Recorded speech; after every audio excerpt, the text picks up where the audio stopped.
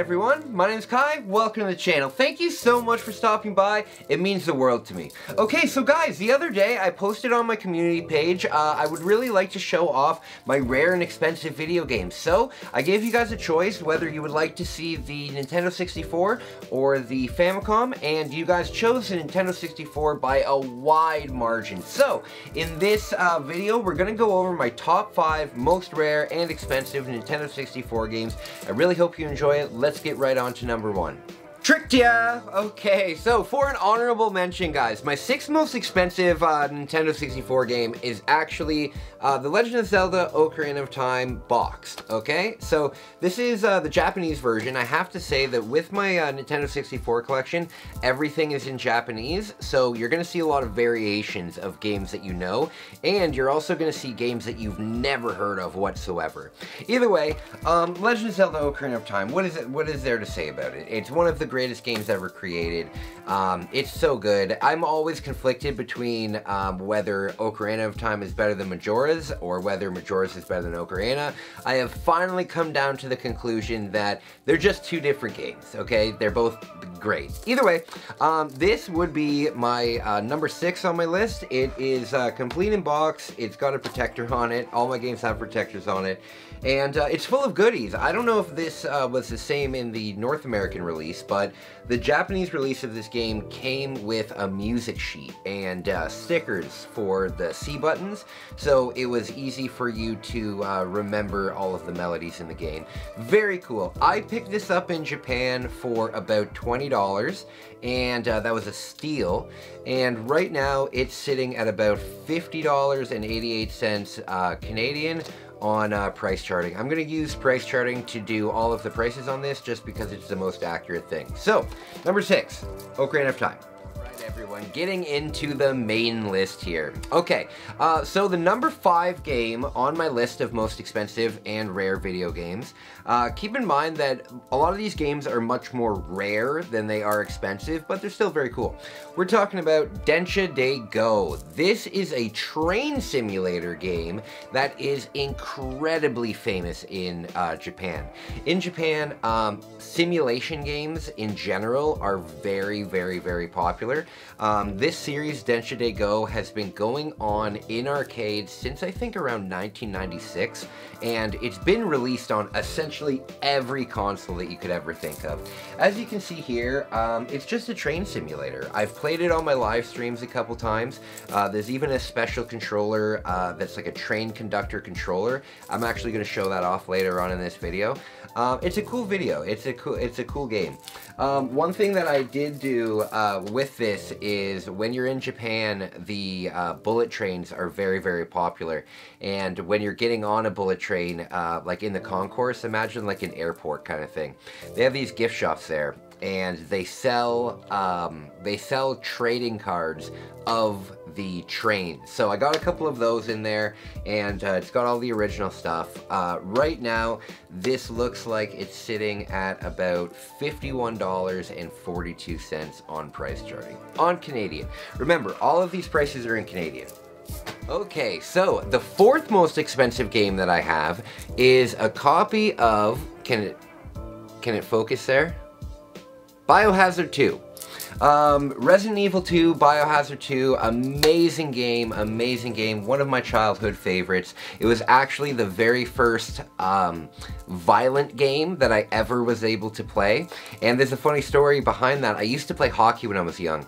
When I was young, also, my parents were very strict on the age ratings of games, but I kept bothering my dad to rent me Resident Evil 2 at Blockbuster. Time machine, eh? So I would ask him all the time, and he would say, "No, Kai, no, absolutely not. Like, it's a violent video game. You're not even allowed to play teen-rated games, let alone mature-rated games, right?" And I kept bothering him, and I used to be a goalie in, I used to play hockey, right? And we went to this one tournament, and my dad told me that if I win MVP of the entire tournament, then when we get home, he'll rent me Resident Evil 2. And I actually actually did win MVP of the entire tournament. We played 5 hockey games in that tournament. We won the championship, and in those 5 hockey games, I got 4 shutouts. I was so close to getting one more shutout in the last game, but they scored within the last couple of minutes.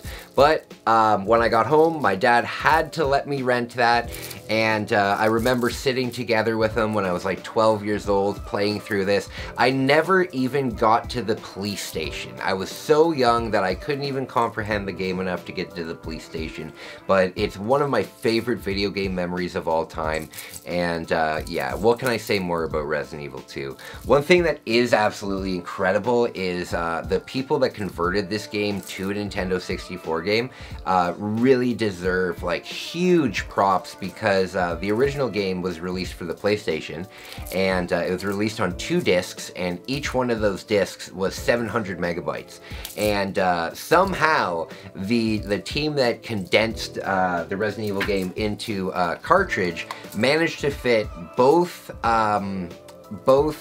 scenarios and all of the extras, plus even more, into a 64 megabyte cartridge. That's absolutely amazing. I think it's one of the greatest ports of all time. So that would be my number 4. It's about $57 Canadian.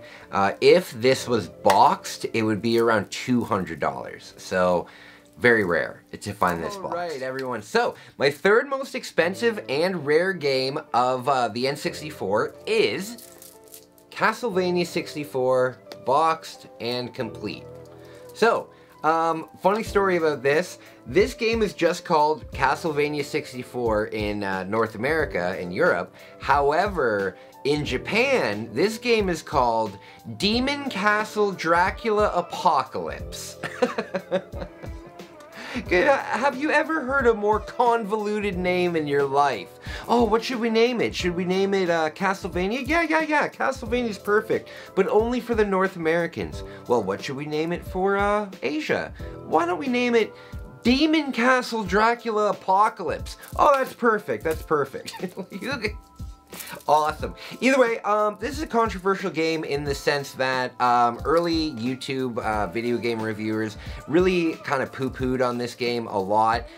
It was the very first 3D Castlevania game, so there's a lot of issues with it. However, if you are a fan of Castlevania, and if you're just a fan of the Nintendo 64, and you like really good adventure games, this is a really good game. This is a really good game. It's been a childhood favorite of mine ever since I was young. I actually have a tradition where every single Thanksgiving, while I'm cooking the turkey, I try my best to beat the entire game before dinner is ready. I've never been able to do it, but it's something I've been doing for, I don't know, almost 20 years now. Either way, Castlevania is racking up at about $77.01. Remember guys, this is all Canadian, so it might be a little cheaper for you wherever you are, it might be a little bit more expensive for you.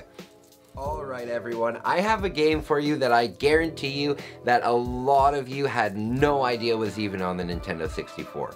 So, my second most expensive rare video game for the Nintendo 64 is Ultraman 64, complete in box, with all the manuals and everything. So, even if you don't know much about Japanese culture, you've probably seen this character before. This is Ultraman, and he's incredibly famous. I suggest that you look into Ultraman. He's been around since the 60s, and amazing series, amazing series. Either way, this video game, super rare to find in the box. You can find it outside of the box for around $30, $40. But finding it in the box complete with all the manuals and stuff is quite a hard thing to do. Right now, Ultraman is sitting at how much? $84.17. This is a really cool game though. I'm really looking forward to streaming it on my live streams. Basically, the only way that I can describe this is it's like Pokemon Stadium in the sense of you battle against individual people with a certain set amount of attacks and in a Coliseum setting. Check out the video footage here. I'll do that. But very cool game. This one's pushing the $100 mark for me. And keep in mind, guys, my rare games are not necessarily going to be, you know, Sculptor's Cut or something that's worth $10,000. A lot of my stuff, though, is very unique, and it's super, super rare, more than it is expensive. Either way, Ultraman is sitting at $84.17. My friends, okay, so we're getting close to the end, but before we get to the #1 pick, I want to talk to you about a couple things. Number one, I am on Patreon. If you like what I do on this channel, please consider joining as a member or purchasing some of my photography. I love to take photos in Japan, and I work really hard on them. Every single one of my photos is available in my shop, and every one of them is only $5. If you've ever wanted to support the channel in any way, consider joining my Patreon. I've got tons of memberships as well that will help you get involved with the channel, and I even have a monthly postcard club. So if you want to help the travels, if you want to help me maintain my YouTube channel, consider checking out my Patreon. Number two is I've got an honorable mention. I've got an honorable mention because the most expensive Nintendo 64 thing that I own isn't a game, actually, and it's not even a system, it's a controller. So let me show you technically the most expensive Nintendo 64 item that I own. This is a train conductor controller for the train simulation game that I showed you earlier. This is a controller that is supposed to mimic, you know, driving a train and just doing train things. So, you would be very surprised, but this controller is incredibly rare to find. The PlayStation versions aren't hard to find, the Dreamcast versions aren't hard to find, but the Nintendo 64 versions are very hard to find. I was incredibly lucky to find this at a retro video game store in Akihabara in Tokyo, Japan, and I only paid 3,200 yen for this, which was about $28. Right now, this is sitting at a whopping $179.36. So, when it comes to my retro video game collecting, this is 100% my biggest find and my biggest profit ever. Either way, I'm not selling it. I really enjoy it, and it's really fun to do live streams and use this controller. Unfortunately, though, guys, it doesn't work as a normal controller. It doesn't work as anything. It only works for the one game. Either way, those are the honorable mentions. I'm going to stop advertising stuff. Let's get right into the #1 game that I've got. Oh, hell yeah! Is that a Joe Louis? Oh, sweet God. You thought you got away from me, didn't you? Sorry, guys, I don't know what came over me. Either way, guys, so let's get to the #1 rarest and most expensive game on my list. This is a game that will probably surprise you because you probably won't think it's very rare at all. However, it's super rare. In Japan, the Nintendo re-released several games just to give them updates, rework stuff, add stuff, fix bugs, stuff like that. The most famous re-release would probably be the Mario 64 re-release. They released it about a year and a half later. They added Rumble Pack support to it. They put in the voice lines that were in the English version. Great game, great re-release. So, the most expensive game I have is Wave Race 64, but not the original Wave Race 64. The most expensive game I have is the Rumble Pack version of Wave Race 64, and this guy is worth a whopping $97.15.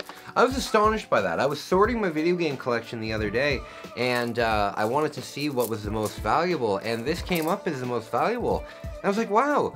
The great thing about this is I bought this in a Japanese retro game store for $10. It was very, very cheap, but I'm really, really happy that I have it as my #1 video game. thank you so much for watching my video. I really appreciate it. Consider liking and subscribing. It really helps my channel out. Consider checking out my Patreon. Any money from that goes directly into the channel. I really appreciate that as well. If you guys have any suggestions for videos, please let me know. On another note, I am about to leave on a 90-day vlogging vacation to Japan. It's going to be absolutely amazing. I'm planning on making about 60 vlogs. It's going to be a hell of a lot of fun. I would love for you to join me. I'm going to be doing a hell of a lot of retro video game collecting. I'm still going to be live streaming as much as I can. I'm going to be on vacation, so the live streams are going to kind of slow down, but I'll stream when I can. Either way, guys, I really appreciate you big time. Thank you so much. Thank you for watching. Bye.